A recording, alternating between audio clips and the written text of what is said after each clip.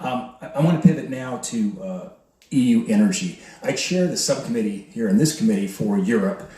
Next, we're going to have a hearing. We're looking about having a conversation on EU regulations that are hindering energy security, that's benefiting now, of course, the Russians and hindering the development of alternative supply chains. Mr. Secretary, here's my question. As Russia continues its war in Ukraine, how important is it for Europe to develop a pro-energy posture to ensure they have energy security? Well, I would argue that one of the reasons why we have a war in Ukraine is because Russia thought they could get away with it because of how dependent Europe was on them for energy.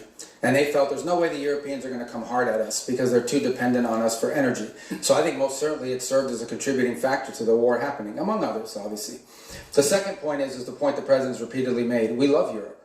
We want Europe to be strong. We share a lot of common bonds, both through history and culture and also through our alliances. And part of our concerns is that Europe is becoming increasingly vulnerable when it comes to their energy supplies. Increasingly vulnerable both for domestic economic growth, which will allow them to sustain investments in defense and be more reliable partners, but also vulnerable to Russian oil and other things of this nature. So we are concerned, though it's not our decision to make, we are concerned that EU policies in general are leaving Europe more vulnerable at a time when they should be getting stronger in their ability to resist pressure from both Russia and China. Secretary, thank you. And we hope to have that discussion next week at the subcommittee level. Last question is back to one of my favorite topics, back to Central Asia. We had a great dinner at the White House with the 5 Central Asian presidents that you were at, President Trump, as well as Vice President Vance. I had an honor to be there with you all.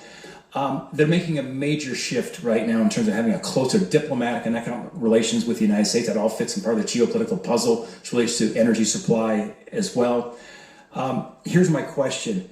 How important is it that we end these Jackson-Vanik trade restrictions as it relates to our relationship with Central Asia? And for background here, Senator Murphy and I are co-sponsors of that bill. We hope to actually get this done and on the president's desk. It's an ancient Soviet-era restriction that is not relevant at all, but frankly is hindering our relationship with these important Central Asia. Yeah, no, we agree. We agree, and that, like I said, one of these areas that you've been focused on for a long time.